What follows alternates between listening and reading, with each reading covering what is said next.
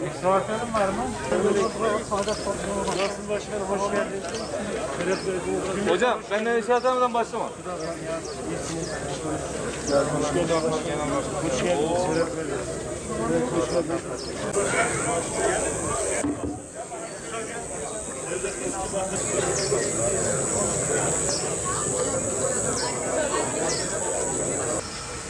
Bismillahirrahmanirrahim. Bel ahya'un 'inde rabbihim yurzakun. Lillezine ahsenu minhum vettekav ecrun azim.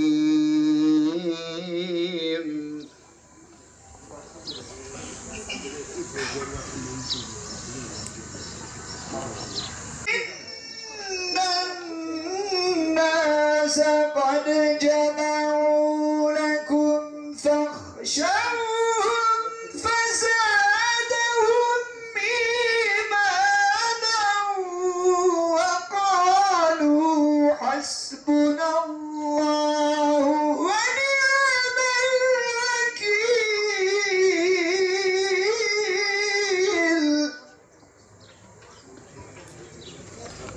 Ey bizleri ve bütün mevcudatı yoktan var eden, varlığından haberdar eden Yüce Rabbimiz, her türlü hamdimizi, şükrümüzü, duamızı sana arz ediyoruz, kabul eyle ya Rabbi. Rahmetini, bereketini, lütfunu, inayetini bizlerden esirgeme ya Rabbi. Ya Rabbi bizleri Efendimiz'e layık ümmet eyle, onun yolunda ve sünnetinde daim ve kaim eyle, onun ahlakıyla ahlakımızı tezyin eyle, bizleri onun sevgisine layık ve şefaatine mazhar eyle ya Rabbi. Ya Rabbi tilavet olunan Kur'an-ı Azimüşşan'ı kabul eyle, bizleri İslam'ın ve Kur'an'ın yolundan ayırma, gönlümüzü Kur'an-ı Kerim'in nuruyla tenvir eyle ya Rabbi. Ya İlahel Alemin, 28 yıl önce bugün hain terör saldırısı neticesinde şehadet mertebesine ulaşan aziz şehitlerimizin her birini sonsuz rahmetine gark eyle ya Rabbi. Cennetinle ve cemalinle müşerref eyle ya Rabbi. Muhterem şehit anneleri, hepinizi saygıyla selamlıyor. Şehit annelerinin ellerinden öpüyorum. Evet, şehit annelerine seslendim. Başbağlar'da yaşanan acının aynısını yaşayan biri olarak şu şehit annelerimizin, Başbağlar'daki yaşayan vatandaşlarımızın yaşadığı acının aynısını yaşayan biri olarak sizlere sesleniyorum. Bu acıyı bizler de yaşadık. Yıllardır yaşıyoruz. 28 yıldır sizin yüreğinizi yakan bu acıyı bizler de yaşıyoruz. Bir vatandaş olarak ben de Başbağlılar gibi köyümden, terörden dolayı edildim. Köyümü terk ettim. Muhacir oldum. Evet, burada yaşanan acıların birçoğunu da bizler yaşadık. Yaşamaya da devam ediyoruz. Asıl sorun yaşanan bu acılar değil. Asıl sorun yaşanan bu acıların çözülememesidir. Evet, 28 yıldır halen bu acıları yaşatanlar için herhangi bir şey yapılmamıştır. Bu zulme sebep olanlar, bu zulmü yapanlar halen ellerini kollarını sallayarak dolaşıyorlar. Bu bizim için daha büyük bir acıdır. Bu bizi daha çok üzüyor. Yaralarımızı daha fazla deşiyor. Evet, değerli anneler, ben biliyorum sizlerin neler yaşadığınızı, sizlerin hangi acıları çektiğinizi ben daha iyi biliyorum. Ama sözümü uzatmadan ayet-i kerime ile şu cevabı vereyim. Estağfirullah. Allahu Teala ayet-i kerimede şöyle buyuruyor. Ya Muhammed sallallahu aleyhi ve sellem, o zalimlerin yaptıklarından Allah gafil değildir.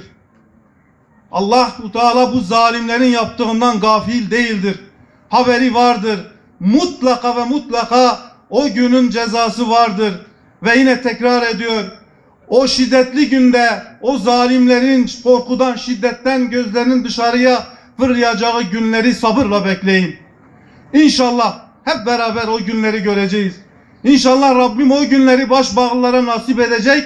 Bu acılarına bir nebze de olsa katkıda bulunacaktır. Yine son söz olarak Rabbim inşallah bu acıları bir daha ne başbağlılara ne de bu memlekete yaşatsın.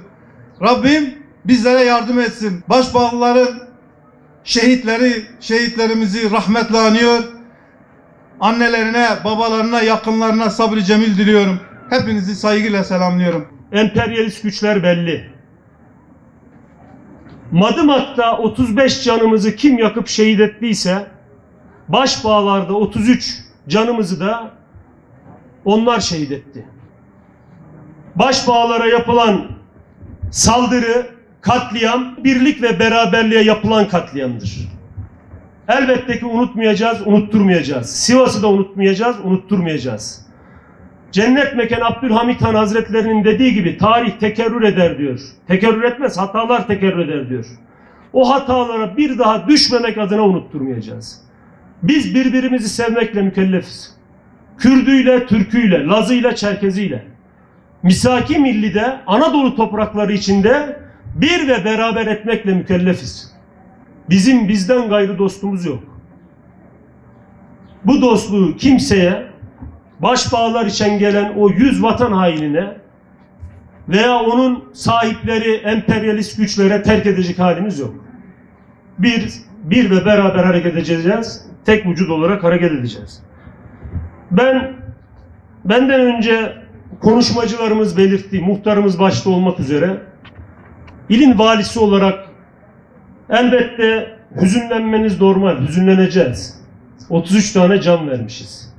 Kimisi anasını, babasını, evladını, kardeşini, eşini vermiş. Hüzünleneceğiz. Ama bu hüznü intikamları alınmadı şeklinde sakın ola ki düşünmeyin. Bugün misaki milli sınırları içerisinde PKK'nın terörist sayısı 200'ün altına düşmüştür. Destekçileri, maşı olanlarını demiyorum. Dağda ele silahlı terörist sayısı 200'ün altına düşmüştür. Yüzyıllardır vatanımızın üzerinde hain planları olan, devletimizin güçlenmesini, halkın refah seviyesinin yükselmesini istemeyen